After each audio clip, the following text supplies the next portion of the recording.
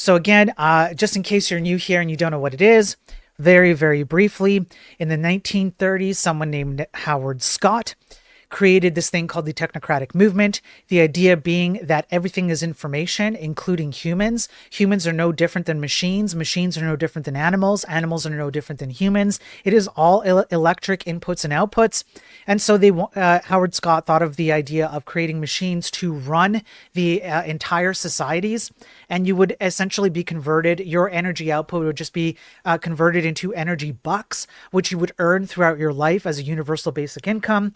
And we could quantify all closed energy systems throughout their entire life cycle. And so we could replace politicians, federal governments, the dollar, things like this with just pure energy dollars. Think of Bitcoin. That's where Bitcoin came from. We are going to get into that quite soon.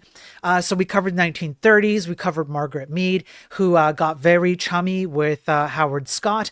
Margaret Mead then started to inject the ideology behind gender fluidity and evolution, because as soon as you start removing yourself from, say, a more spiritual viewpoint, and you start seeing everybody as energy inputs and outputs, electrical signals, then what is gender at that point? Gender is no longer required to be binary. It's actually a pretty consistent worldview if you want to just kind of, think about it from their perspective. It kind of does make sense. And so Margaret Mead used her influence across the scientific community. We covered that as well. She influenced a lot of important people in math, in psychology, in computers, etc., including people who created the first AI.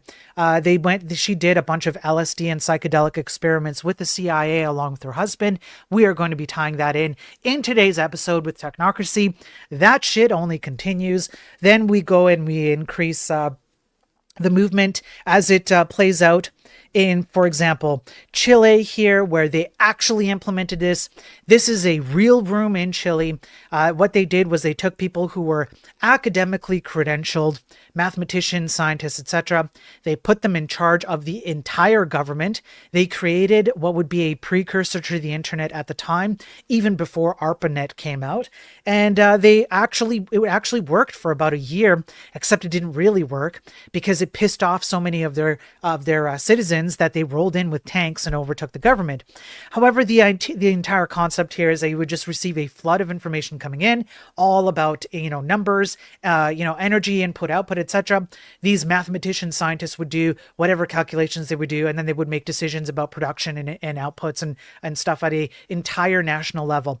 Well, this didn't play out so well, etc. Okay, so that's kind of the underlying thing. And then in the last stream on Saturday, we covered how these kinds of movements kind of popped up in other ways. For example, what was it? Cybernetics. That's what it was. Cybernetics, cyborgs in the 50s and 60s were becoming more prominent in mainstream, kind of like the ethos, even in scientific communities. How can we merge people with machines? We talked about that. And so there's your start to the transhumanist movement. And so if we have a look, if we think now about that exact concept, let me pull up how this works. Just 1 second here. So what we have is this. Here we go. Julian Huxley and transhumanism. Now, Julian Huxley is Aldous Huxley's brother. And Aldous Huxley coined the term transhumanism. And Julian Huxley perpetuated it. The idea behind transhumanism, according to Julian Huxley, is that the species would evolve into something that is beyond human. And if you look at it from their perspective, Julian Huxley, let's have a look at Julian Huxley. Here we go. Wikipedia. Julian Huxley was kind of what you would consider an agnostic atheist, even by his own admission he was. And so he believed a lot in evolution. He was a big supporter of Charles Darwin. And so from his perspective, transhumanism made sense. Now, where this comes from, though, it's linked a lot to Aldous Huxley. And guess who Aldous Huxley was? 1 sec. Let me pull this up. Aldous Huxley is the author of Brave New World. Now let's take a pause on that. I want you to keep that in mind. If you don't know what Brave New World is, We're going to get into it just very briefly. We'll lightly touch on it. So Aldous Huxley, just like Margaret Mead, used the idea of technology to consider the idea that perhaps we could meld with technology, right? In 1951, Huxley popularized the term transhumanism from the view that humans should better themselves through science and technology, possibly including eugenics, but also importantly, the improvement of the social environment. Now, as it so happens, I wonder if I could find it here. No. Here we go. Huxley, Julian Huxley was very involved in parapsychology. What is parapsychology? Huxley took interest in investigating the claims of parapsychology and spiritualism. He joined the Society of Psychical Research in 1928. After investigation, he found the field to be unscientific and full of charlatans. In 1934, he joined the International Institute of Psychical Research, but resigned after a few months due to its members' spiritualist bias and non-scientific approach to the subject. After attending seances, Huxley concluded that the phenomena could be explained either by natural causes or more usually by fraud. Huxley, Harold Dearden, and others were judges for a group formed by the Sunday Chronicle to investigate the materialization medium of Harold Evans. Harold Evans and Harold Dearden are an entirely different thing that we don't need to get into. During a seance, Evans was exposed as a fraud. He was caught masquerading as a spirit in a white nightshirt. He then wrote a foreword to The Psychology of the Occult. What's really strange to me is that Huxley kind of knew that there was this parapsychological element where people injected a belief system that didn't have a basis in reality, and he fought against that. But then at the same time, he had this concept of, hey, let's do eugenics. It seems kind of like it's almost a diametrically opposed set of views, because on the one hand, how on earth could you make a case that something like this is bad and therefore fraud if you can't even make the case for what bad is? It seems to be kind of a weird state of things. However, it is logically consistent with this kind of a worldview because it's illogical. Does that make sense? The illogical ideas that play against each other are actually logically consistent to have within this worldview. I don't know if that makes sense to people, but that's kind of what I took away from that. So in any case, we have a very well-known person, Julian Huxley and Aldous Huxley, who start talking about transhumanism, the idea of integrating with machines and so on, and cyborgs and stuff like that. So we're still in the 50s and 60s and whatnot. And so here we have Aldous Huxley. This is kind of a book about the book, right? Essentially what the book is, let me just see if I can go over here. Let me make sure this is not the thing I'm looking for. Here we go. This is what we want. This is what I want to read. So now that we know that, if you think about 1984, if you know what that book is, 1984 was a warning about how society is essentially controlled through fear. There's a punishment that happens. And so people kind of like report each other and work against each other because they fear the punishment of the kind of like the big brother watching over them with all the data and whatnot. However, Brave New World is a little bit different. Brave New World kind of takes that and says, what if everybody opted into that? What if everybody loved the enslavement and they wanted it and they asked for it and they like participated in it of their own volition, more or less, right? And so it's a little bit of a different take on the 1984 book, but it essentially comes to the same conclusion. So now what we're going to do is we're going to read this article and we're going to just start tying this in together, and then we're going to start moving the timeline forward. Okay, we're going to move the timeline forward just a little bit. So here we go. Let's get into it. Transhumanism and the future of humanity towards digital slavery. I've brought up digital slavery before. We're not quite there yet, but I will show you how digital slavery, digital enslavement, is a term that is being used in modernity today, and I will show you exactly how. let's read, because this article is actually pretty good. This is from Daily Saba. I don't know who this person is. They seem to have a whole bunch of different articles, but I thought that this article did a very good job summarizing a lot of the historical stuff that I found, and it just did it much better than me. So here we go. In the 19th century, a society called X Club was founded by a group of scientists in England. The X in the title of the club, where Charles Darwin gave lectures from time to time, symbolized change and evolution according to his esoteric beliefs. The most famous members of the club, also known as X-Men, were socialist Darwinist Herbert Spencer and biologist Thomas Henry Huxley. In fact, Huxley was the one who asked Darwin to pen the theory of evolution he had shaped in his mind for years. Are you starting to see the patterns starting to converge? Are you seeing them? Along with the theory of evolution, Darwin introduced the notion of Kabbalah. Gare Games, you there, bro? Yo, Gare Games. That the human mind would develop into a god as a result of evolution. To the world of science, and he built the infrastructure of this belief among scientists. The club, supported by capitalists with very strong connections, chose the scientists of the time who believed in creation and ensured that the theory of evolution was accepted by the public. The theory of evolution began to appear in textbooks in England. Huxley was the member who demonstrated the most effort in the lectures and conferences he gave. Inspired by Darwin and examinations of his ideas, German philosopher Friedrich Nietzsche. Holy shit, the lines that are being intersected here. You didn't think that the technocratic movement would have lines with such amount of intersection, did you? And yet they do, because as I said before, people bring in their belief systems and ideological structures into the very things that we're talking about today. He introduced the idea of Übermensch, or Superman, taking humanity to the next stage in evolution in the eugenic sense. A word I can't say, who was a fan of Nietzsche and saw himself as a Superman, began to work toward creating a superior race. You know who that is. The scientists who carried out these studies in Germany, moved to the US following World War II and established the Cybernetics Group under the control of the CIA. I will be getting into who these people are. As a matter of fact, okay, I'm not going to bring that up just yet, all right? I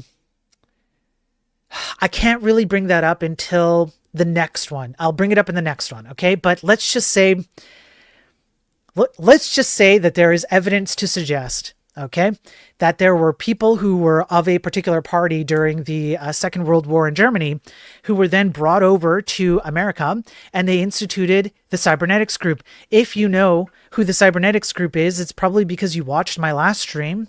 Robert Wiener. Cybernetics, okay? He created cybernetics. In any case, let's keep going.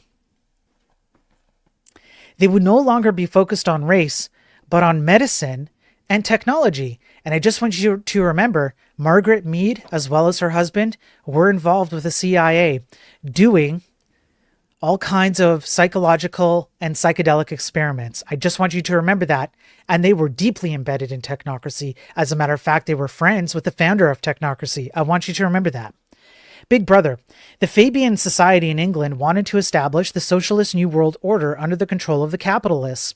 However, they did not want to do it the same way as in Soviet Russia. Instead, they sought to carry out revolutions using an evolutionist approach. The members of the society did not remove Nietzsche's work from their bedside. This society, which involved Huxley's science fiction student H.G. Wells, included two famous writers. These writers, who put forward two dystopias, that is, two visions of the future world, were George Orwell and Huxley's grandson Aldous Huxley. In both Orwell's 1984 and Huxley's Brave New World, the world is ruled by a certain party, a certain class. The concept of family disappeared. Are we seeing that play out right now, maybe? Is the concept of family disappearing today, maybe? And a socialist order dominates society. The main difference between the two novels is that people in 1984 are forcibly enslaved by the party, while the characters love slavery in Brave New World. If you have not read those two books, I highly recommend you go read those two books. Huxley not only wrote the novel, but also went to the US and participated in the work to create a Superman with a team there. I'm going to be covering that as well. And so here we have Thomas Henry Huxley with Julian Huxley, who we talked about in 1893, while Aldous Huxley was conducting research on LSD. Interesting. To control the human mind in the US, kind of like, I don't know, Margaret Mead as well? I don't know, maybe, just maybe. His brother Julian Huxley introduced the term transhumanism to the literature in his book, Religion Without Revelation. Transhumanism, or humanity plus, is a term used to describe people going beyond their current physical and mental limits through science and technology.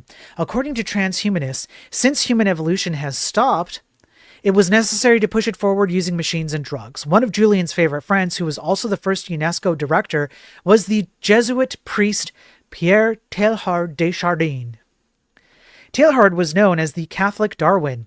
He was a leading actor in the Piltdown Man fraud, in which the human skull and orangutan jaw were combined to demonstrate the transitional form in evolution, a development that went down in history as a scandal. Desjardins believed that the minds of all people would unite at a higher level of consciousness, which he called the noosphere meaning mind sphere. Studies in the US bore fruit in short time. How? Interesting.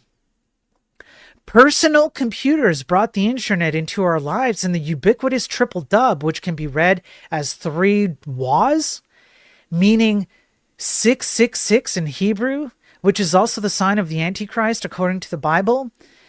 Look, I don't know about this, okay? This is kind of a stretch, all right? I'm just reading the article.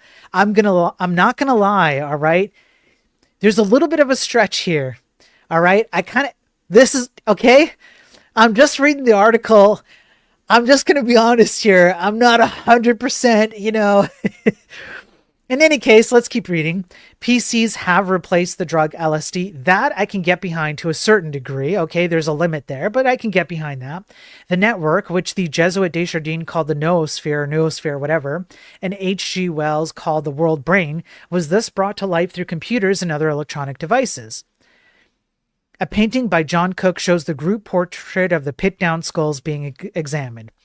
Now, all the conversations we have over the internet, all the messages and pictures we send, all the preferences we click, that is all information that introduces us better than ourselves, collected by big data, and the god of transhumanism will take its place at the top of the pyramid, okay? Although they have esoteric beliefs, transhumanists do not believe in the soul, and instead they see the human brain as a machine, just like Technocracy in the magazine that we read at the very beginning of the technocratic series of streams that I've done, also believe. They believe immortality will be possible by transferring the human mind to servers or other bodies' machines. Gee, have we heard that anywhere before? There are agnostics in this community, as well as atheists like Max Moore, the head of the Alcor Society, who deals with cryonics in order to resurrect people in the future through tech. In his article entitled "In Praise of the Devil," Moore says, Lucifer means light bringer, and now we're getting into Gnosticism, where the entirety of the Bible is flipped. Satan is really God, and God is really the devil. The story is that God threw Lucifer out of heaven because Lucifer had started to question God. Lucifer is the embodiment of reason, of intelligence, of critical thought. He stands against the dogma of God and all other dogmas. He stands for the explorations of new ideas. God also hates it when we enjoy ourselves. If we let ourselves experience too much pleasure, then we might lose interest in obeying him. Join me, join Lucifer, and join Extropy in fighting God and his entropic forces with our minds, our wills, and our courage. We will be going into Extropy again. Let me make sure I have my notes. We're good there. No notes there. Okay. Cyborgs. Gee, it's almost like I planned this whole thing. Cyborgs. Today, many projects are carried out by transhumanists with the aim of transforming people.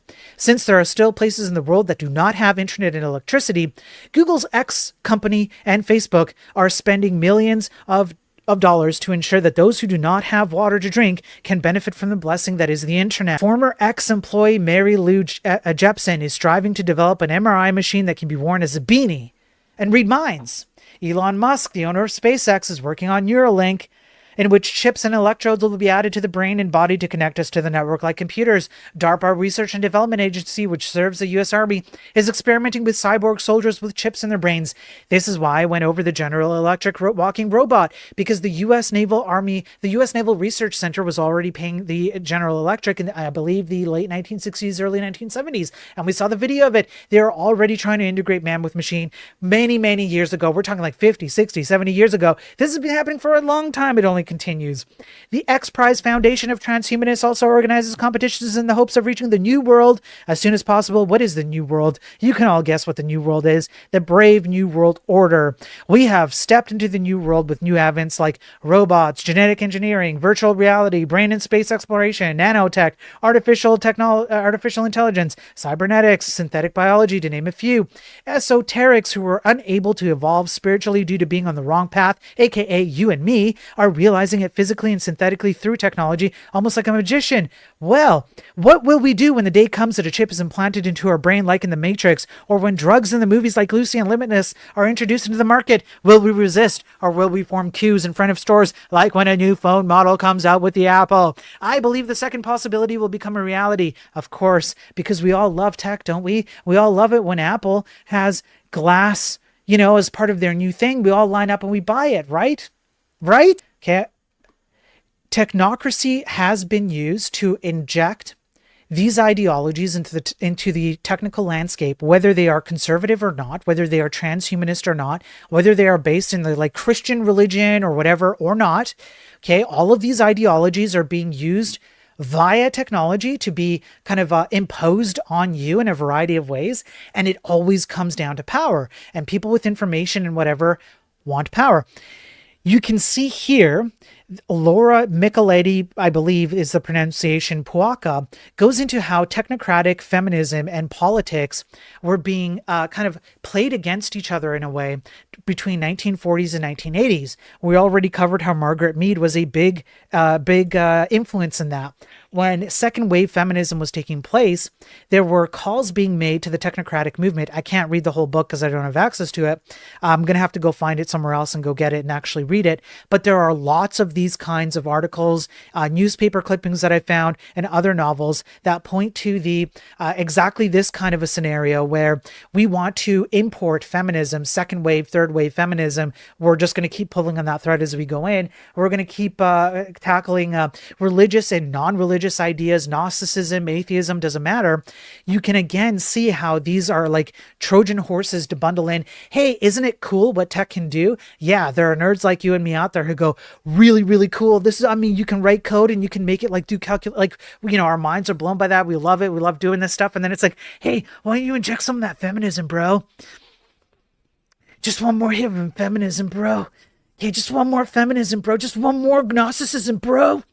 Okay? Just one more Gnosticism set of bites, bro. Okay, please, bro. Just one more, bro. Just one for the road, bro.